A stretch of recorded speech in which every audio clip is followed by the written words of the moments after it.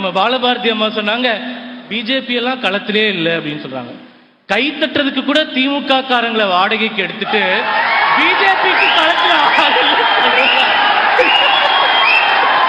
இல்ல இல்ல திரு சூர்யா உட்காருங்க உட்காருங்க உட்காருங்க உட்காருங்க உட்காருங்க உட்காருங்க உட்காருங்க உட்காருங்க உட்காருங்க நான் பேசுறேன் இல்ல இல்ல சூர்யா நீங்க சொல்லுங்க பயப்படாதீங்க திரு சூர்யா உங்களுக்கான நிறைவு சுற்று நேரம் சுருக்கமா உங்க கருத்தை முன்வெ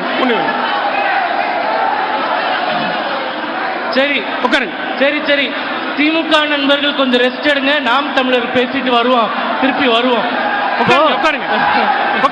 களஞ்சியம் அண்ணா பேசும்போது சொன்னாரு, நாங்கள் தனியாக போட்டியிடுகிறோம், பிஜேபிக்கு அது திராணி இருக்கா அப்படின்னு கேட்டார்.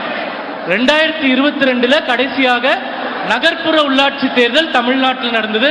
அதுல பாரதிய ஜனதா கட்சியும் தனியாக போட்டியிட்டது, நாம் தமிழர் கட்சியும் தனியாக போட்டியிட்டது. தமிழகத்தில் மொத்தம் 21 மாநகராட்சிகள் இருக்கின்றன. அந்த 21 மாநகராட்சியில வாங்கிய வாக்கு சதவீதம் பாரதிய ஜனதா கட்சி 7.17%, நாம் தமிழர் கட்சி 2.6%. இது அது விஷயம் இல்ல வெயிட் பண்ணுங்க.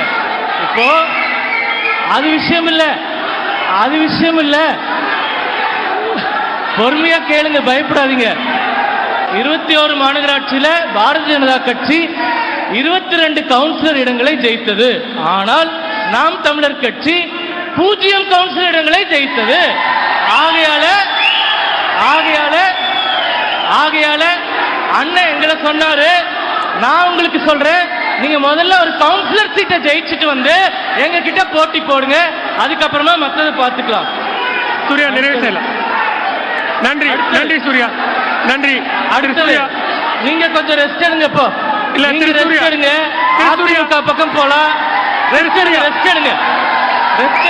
இல்ல அதிமுக பக்கம் போலாம். அண்ணன் நண்பர் கல்யாண சுந்தரம் அண்ணா சொன்னாரு, 13 மருத்துவக் கல்லூரிகளை கொடுத்தாங்க, மத்திய அரசு கொடுத்தாங்க.